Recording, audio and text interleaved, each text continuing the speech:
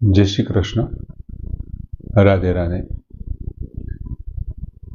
मित्रों, 26मा श्लोकમાં ભગવાને વાત કરી કે આ બંને ગતિઓ છે એ કંઈ આજકાલની નથી. જગતઃ શાશ્વતે મતઃ. આ બધા પ્રાણીઓ સાથે અનાદિકાળથી, શાશ્વતે મત, અનાદિકાળથી જગતના ચરાચર પ્રાણીઓ સાથે સંબંધ રાખવાવાળી માનવામાં આવે છે.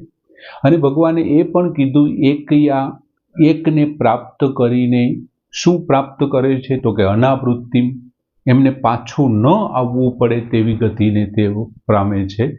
અને અન્યયા બીજાથી તો કે પુનઃ આવર્તતે, એમને ફરી પાછું જન્મ મરણના ચક્રમાં આવવું પડે છે. અને હવે ભગવાન અહીં 27મા શ્લોકમાં બીજું, મિત્રો, અક્ષર બ્રહ્મ યોગ ચાલે છે. 8મો અધ્યાય અક્ષર બ્રહ્મ યોગ. એટલે ભગવાન જે કંઈ અક્ષર તત્વ છે ને એમની વાત કરવાના છે. એમની વાત કરી અત્યાર સુધીમાં કે આટલું જે છે બધી અક્ષર તત્વની અંદર ગણતરી થાય છે. અને એને અક્ષરની વાત કરે છે, પછી ન કરે ને તો પણ ક્ષરની વાત થઈ જાય કે આ સિવાયનું છે એક ક્ષર છે. અક્ષર યોગમાં ભગવાન એ સમજાવે છે. હવે અહીં 27મા શ્લોકમાં ભગવાન શું કહે છે કે ન એતે શ્રુતિ પાર્થ જાનન યોગી મુહ્યતિ કશ્ચન તસ્માત સર્વેષુ કાલેષુ યોગયુક્ત ભવ અર્જુન. પાર્થ એટલે હે પૃથાનંદન, એતે એટલે આ બંને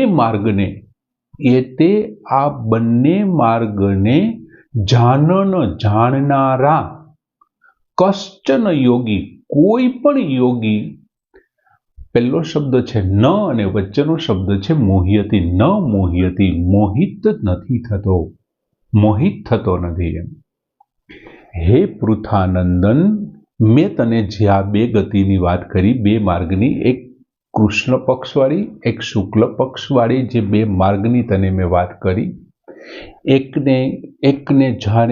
એ માર્ગે જઈને પાછું નથી આવવું પડતું અને એક પાછું આવવું પડે છે. એ તે શ્રુતિ, આ બંને માર્ગને જાણનારા, કશ્ચન યોગી કોઈ પણ યોગી, ન મુહ્યતિ મોહિત થતો નથી. કોઈ પણ યોગી મોહિત નથી થતો. જો પછી એ કર્મયોગી હોય, જ્ઞાન યોગી હોય કે પછી શું કહે છે ભક્તિ યોગી હોય, કોઈ પણ યોગી, કશ્ચન યોગી, કોઈ પણ યોગી મોહિત નથી થતો. તસ્માત સર્વેષુ કાલેષુ યોગયુક્ત ભવ અર્જુન. માટે હે અર્જુન, તસ્માત અર્જુન માટે હે અર્જુન, સર્વેષુ કાલેષુ, સર્વકાળમાં, બધા જ કાળમાં, યોગયુક્ત ભવ, યોગથી યુક્ત એટલે કે સમતામાં સ્થિત, ભવ એટલે થા અથવા થઈ જા. જો તારે આ કૃષ્ણ અને શુક્લ ગતિઓની વચ્ચે કાંઈ ન પડવું હોય ને તો તારે શું કરવાની જરૂર છે? કોઈ પણ ગતિમાં તું જા, ગમે ત્યારે જા, તને એ મોહિત નહીં કરી શકે. પણ તારી પાસે એક આ હોવું જોઈએ, તસ્માત સર્વેષુ કાલેષુ યોગયુક્ત ભવ. કોઈ યોગી છે એ મોહિત નથી થતો. આ સામાન્ય માણસો માટેની વાત છે. અને બીજું એક આ શ્રુતિ શબ્દ આપેલો છે ને, ત્યાં બધો ખેલ છે. જોકે નોખા વિદ્વાનોએ નોખી બાબતે આ ત્રણ શ્લોકની અંદર બહુ બધા વિદ્વાનોએ જુદા જુદા મત પોતાના આપ્યા છે.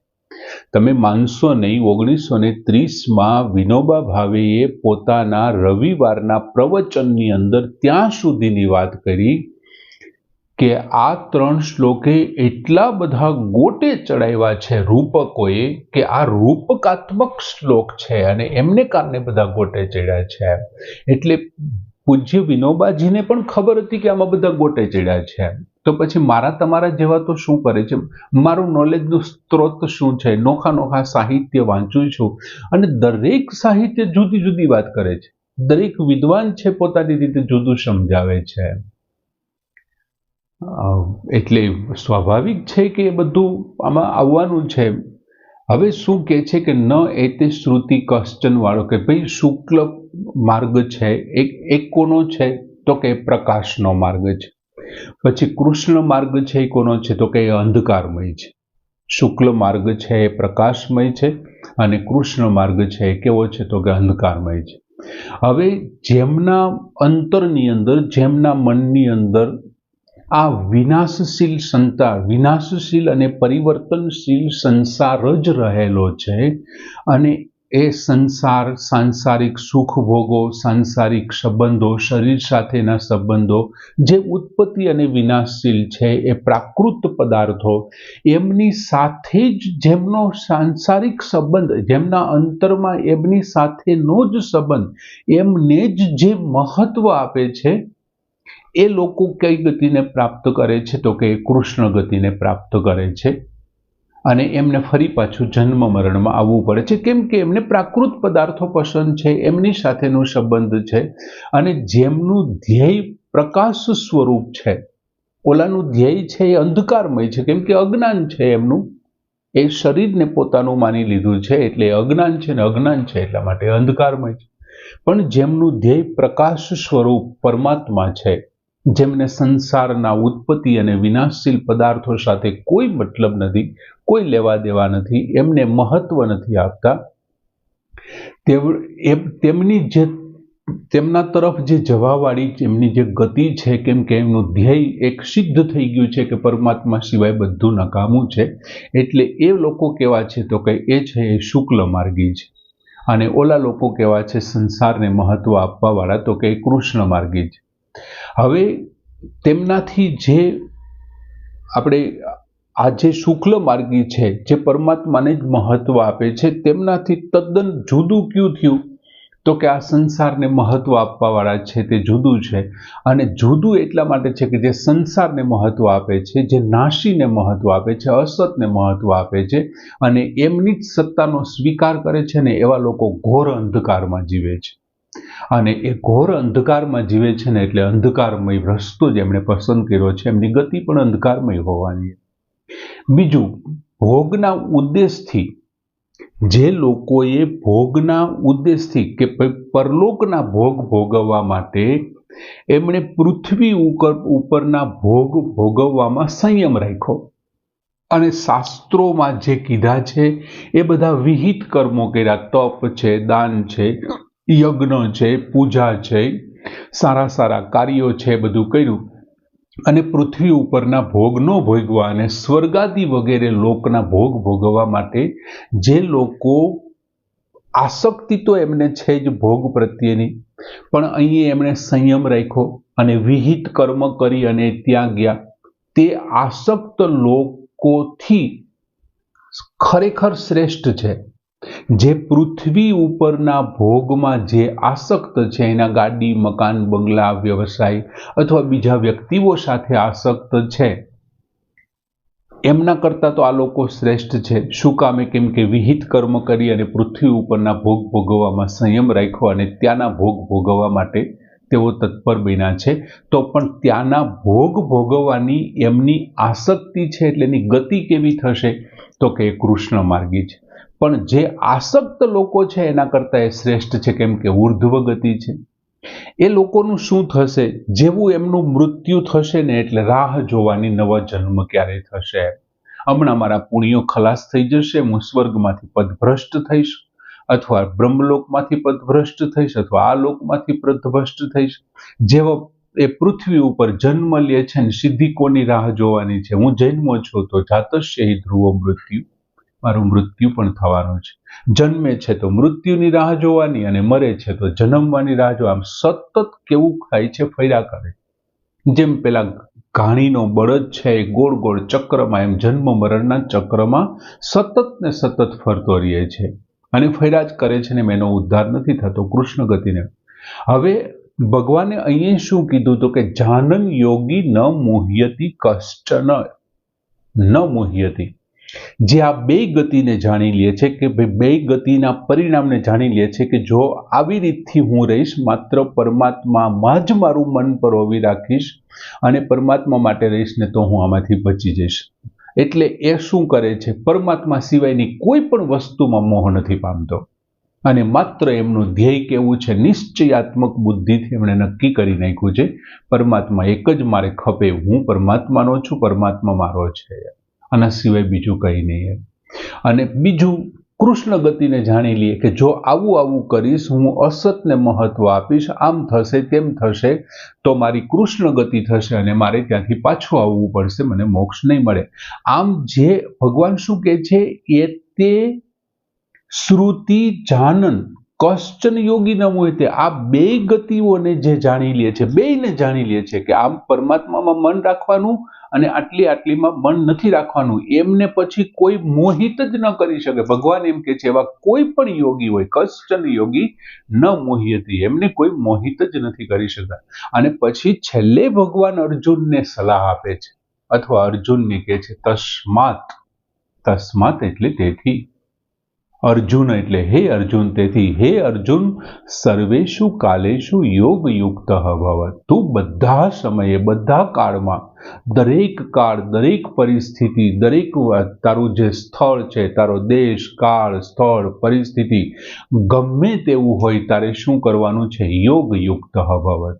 તું યોગયુક્ત બની જા, તું ક્ષમતાવાળો થઈ જાય. ગમે તેટલા સ્થળ, કાળ, પરિસ્થિતિ તારી ઉપર કોઈ અસર ન કરવી જોઈએ, એનાથી તું મોહિત થવો ન જોઈએ. તારામાં સંભાવ આવી જવું જોઈએ. સંભાવને યોગ કીધો ને. યોગયુક્ત એટલે શું? બીજા અધ્યાયમાં ભગવાને કીધું સમત્વમ યોગ ઉચ્યતે, સમતાને યોગ કહે છે. માટે તારામાં સમતા ભાવ ધારણ કરી લે. અને જો તું સમતા ભાવ ધારણ કરી લેશ ને તો આ પરિસ્થિતિ તને નહીં નડે, બેમાંથી એક પણ નહીં. તેથી ભગવાન અર્જુનને સર્વકાળે યોગયુક્ત થવાની, બધા જ સમય, દરેક સતત એક ધારું નિરંતર યોગયુક્ત રહેવાનું. જો તને અનુકૂળ પરિસ્થિતિ મળે તો એ અનુકૂળ પરિસ્થિતિમાં સંસારની સેવા કર, અને જો પ્રતિકૂળ પરિસ્થિતિ મળે ને તો તારા મનની અંદર એ પરિસ્થિતિને અનુકૂળ બનાવવાની ઈચ્છા પણ ન થવી જોઈએ. પ્રતિકૂળ પરિસ્થિતિમાંથી અનુકૂળ પરિસ્થિતિ બના. રાગ દ્વેષ વિયુક્તેહિ. તારે યોગયુક્ત થવું હોય તો તારે રાગ અને દ્વેષ બંનેને છોડવા પડશે. અને તસ્માત ભગવાને કીધું તારે જો આ બે ગતિઓમાંથી નીકળવું હોય ને તો આ કરવું પડે. બીજું મિત્રો, 24, 25, 26 શ્લોક સુધી આપણે વાત કરી કે ભાઈ આમનું આમ છે, આમનું આમ છે. શુક્લ પૂર્વ શ્લોકમાં આપણે 4 એવા ઉદાહરણ લીધા. મહર્ષિ દયાનંદ સરસ્વતી, પૂજ્ય રમણ મહર્ષિજી, ત્યાર પછી સાંઈ બાબાની વાત કરી, અને ચોથું ઉદાહરણ પણ આપણે લીધું. તો એ લોકોની શું આપણને મોક્ષ પ્રાપ્ત નહીં થયો હોય. હવે મિત્રો અહીં એક શબ્દ આપેલો છે, ન એતે શ્રુતિ પાર્થ જાનન યોગી મુંચતી કશ્ચન. હવે શ્રુતિનો અર્થ ભગવાને શું અહીંયા કર્યો છે? અહીં ભગવાન એટલે હું આ જેમનાથી તમને મેં સમજાવ્યું એ સ્વામીજીએ શું અર્થ કર્યો? આ બંને માર્ગને આપણે આમની પહેલા 24મા શ્લોક વખતે કીધું હતું, 24મા નહીં 23મા શ્લોક વખતે કીધું હતું કે શ્રુતિ શબ્દ ત્યાં આપેલો છે એનો માર્ગ એવો અર્થ લીધો. કાલ શબ્દનો અર્થ માલ એવો આપણે લીધો હતો, માર્ગ. અને શ્રુતિનો પણ માર્ગ એનો પર્યાયવાચી તરીકે છે. હવે આ બંને માર્ગને જાણનારા એ તે, આ બંને, શ્રુતિ એટલે માર્ગને, જાનન એટલે જાણનારા, આ બંને માર્ગને જાણનારા. હવે જો શ્રુતિનો અર્થ બીજો લઈએ ને તો શ્રુત શબ્દ છે, શ્રુત. જો શ્રુતિ નથી, શ્રુતિ એટલે વેદો, જે ભગવાન પાસેથી ઋષિ મુનિઓએ ધ્યાન અવસ્થામાં સાંભળ્યું છે એમને શ્રુત. પછી પાછળથી જે યાદ આવ્યું કે ભાઈ મેં આવું જ સત્ય, મેં આવું પણ સાંભળ્યું હતું, એમનાથી જે યાદ કરીને લખ્યું ને એ સ્મૃતિ. જે સાંભળ્યું છે, વેદનું જ્ઞાન છે એ શ્રુતિ છે, જે યાદ કરીને પાછું જે જ્ઞાન રજૂ થયું છે એ સ્મૃતિ છે. અને અહીંયા ત્રીજો શબ્દ છે શ્રુતિ, અને શ્રુતિનો અર્થ થાય પરંપરા અથવા સાંભળેલું. આ પરંપરાથી ચાલુ આવ્યું છે. બીજું કેટલી પરંપરાથી? તો કે જગત શાશ્વતે મતે, જ્યારથી જગત ચાલુ થયું ને ત્યારથી આવું સંભળાય છે કે કૃષ્ણ પક્ષમાં જાય તો આમ થાય અને શુક્લ પક્ષમાં જાય તો આમ થાય. સાચું શું છે, ખોટું શું છે, અર્જુન મને ખબર નથી. શ્રુતિ છે આ. જો શ્રુતિ નથી, શ્રુતિ છે, સસલાનો સ છે. શ્રુતિ એટલે સંભળાતું આવે છે, પરંપરાથી આવે છે. પરંપરા સાચી પણ હોઈ શકે, ખોટી પણ હોઈ શકે, મને ખબર નથી. એમાં મારે જવાની જરૂર પણ નથી, એમાં હું પડતોય નથી. પણ આ બેયને જાણી લે છે ને એવા કોઈ યોગીને આવું નથી થતું, મોહિત નથી થતો, એ મારી ગેરંટી આપું છું. એમ આ શ્રુતિ છે, પરંપરા, એમાં શુક્લ પક્ષમાં જવું, કૃષ્ણ પક્ષમાં એ નહીં. બીજું ઉપર આગળના પૂર્વ શ્લોકમાં 4 ઉદાહરણ આપ્યા હતા ને એ પણ એ જ સાબિત કરે છે કે આ પરંપરા હોઈ શકે. આજીવન તમે ગમે તેવા કર્મ કરીને માત્ર ઉત્તરાયણના દિવસે મૃત્યુ પામવાથી મોક્ષ મળે એવું કંઈ માનવામાં ન આવે. એવી કોઈ ત્યાં સ્કીમ નથી કે શું કહીએ છીએ, ઓલા એક નોખું નીકળે છે ને, millennium day, mega millennium day હોય છે, ખરીદી કરો ત્યારે તમને 50% માફ ને આમને. આવી કોઈ સ્કીમ નથી. કર્મના સિદ્ધાંતો ઉપર ચાલે છે, માટે આ પરંપરાની વાત કરે છે. અને બાકી તો જે પોતાના કર્મોના સિદ્ધાંત છે, નહીતર તો ભગવાન એવું થોડું કે સર્વેશુ કાલેશુ યોગયુક્ત ભવ અર્જુન. એ અર્જુન તું બધા સમયે યોગયુક્ત થઈ જાય. નહીં તો ખાલી એટલું જ ન કે તું ગમે એમ કરીને ઉત્તરાયણ સુધી ખેંચી લે યાર. નહીં, બધા સમયે તું યોગયુક્ત થઈ જા. આ જે વાત છે પરંપરાની છે, માત્ર સંભળાય છે યાર. સાચું ખોટું એમાં આપણે નથી પડવું. હું તને માર્ગ બતાવવા આવ્યો છું. એટલે ભગવાને બહુ સરસ માર્ગ બતાવ્યો છે. સરસ મજાનો શ્લોક કે ન એતે શ્રુતિ પાર્થ જાનન યોગી મુંચતી કશ્ચન તસ્માત સર્વેષુ કાલેષુ યોગયુક્ત ભવ અર્જુને પૂર્ણ કર્યું. જય શ્રી